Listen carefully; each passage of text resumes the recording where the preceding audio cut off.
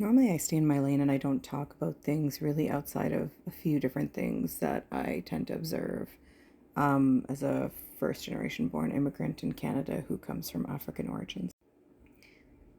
And this may sound odd to you, but there is actually a connection to the incident where a young lady by the username or profile name Rizzy took their life live on this app very recently.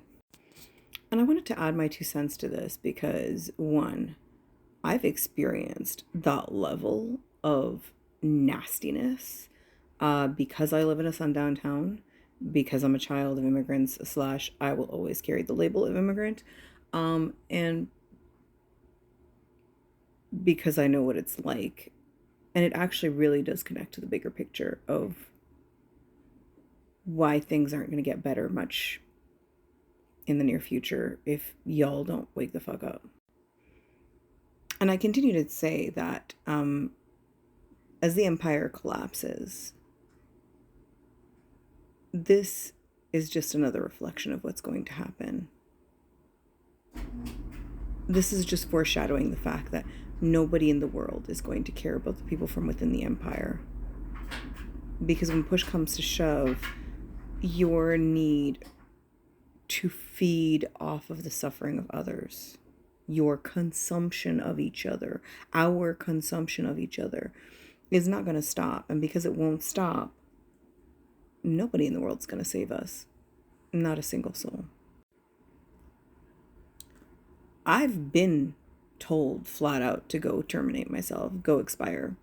I've had massive amounts of attention, so bad that I had to be in isolation for my own safety because people were hungry for blood. And yes, there was a racial aspect in there,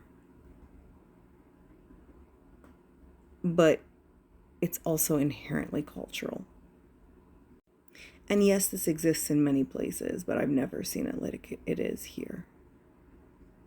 And if she hadn't done it live on this app with people cheering it on, I don't think it would be getting the attention that it deserves and that it's getting right now, if we're being very honest with each other.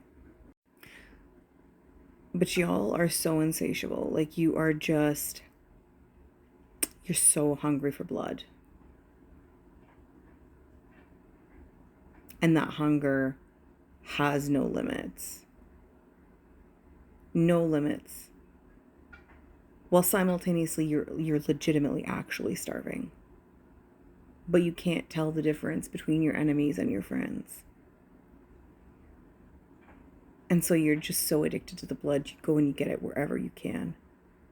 Whether it's war corn or whether it's taunting someone online.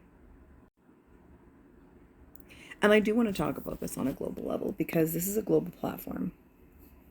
And oddly enough, there are laws. I know in Canada, if we are involved in taunting someone to go expire themselves and they go and they do it, the precedent has been set to arrest those criminals and put them to jail for murder. That precedent has already been set. The laws are there.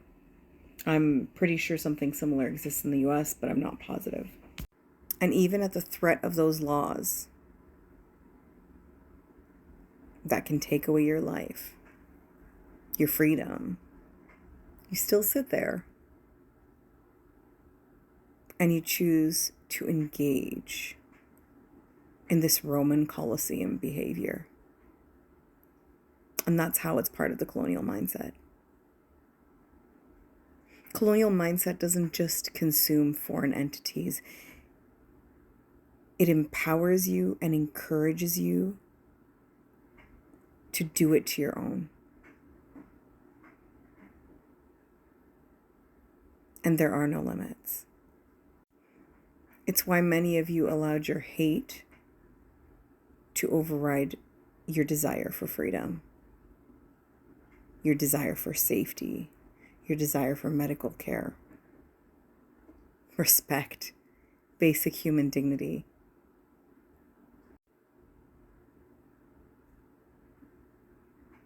Rest in peace to Rizzy.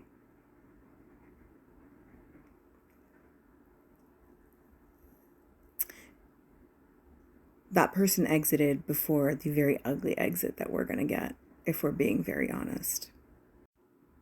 And the fact is, there is no waking y'all up. Because even if you wake up, you refuse to put in the effort to develop the emotional intelligence required to not behave so parasitically as to consume everything around you instead of taking action at the things that actually harm you.